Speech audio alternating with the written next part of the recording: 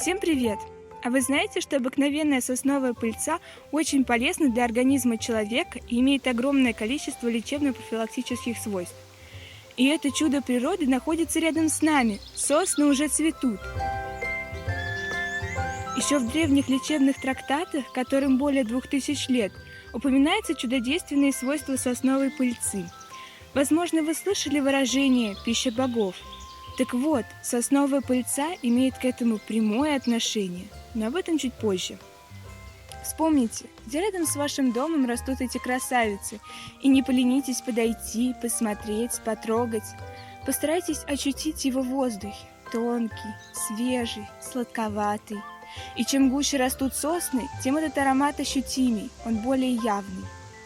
Тема здоровья сейчас очень актуальна, и потому прогулки по лесу и в бору могут быть очень кстати.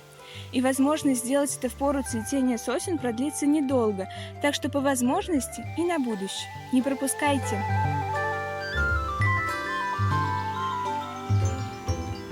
Но тут стоит сказать о предосторожности. Вы должны быть уверены в отсутствии у себя аллергической реакции на этот вид пыльцы.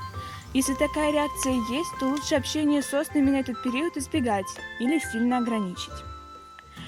Между прочим, во многих деревнях в глубинке сохранились традиции ее сбора и сохранения впрок, и мы узнали два способа. Первый – кропотливый. Аккуратно стряхивая пыльцу в емкость с широким горлышком поочередно с каждого соцветия. И второй – ленивый. Просто счищаем сами пылинки, несущие пыльцу непосредственно в емкость. Теперь нужно ее сохранить. Тут тоже два варианта. Первый – смешав с медом, или второй – залив горячим сахарным сиропом. Мы сделали пробу на меду, и это оказалось так вкусно, что до сиропа так и не добрались.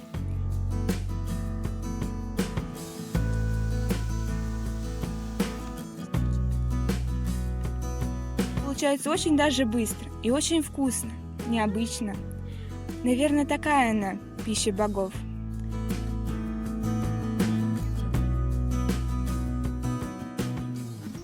Как говорится, будьте здоровы, но употреблять нужно по чуть-чуть, не объедаться. Помните о пользе прогулок, соблюдайте чистоту лесов.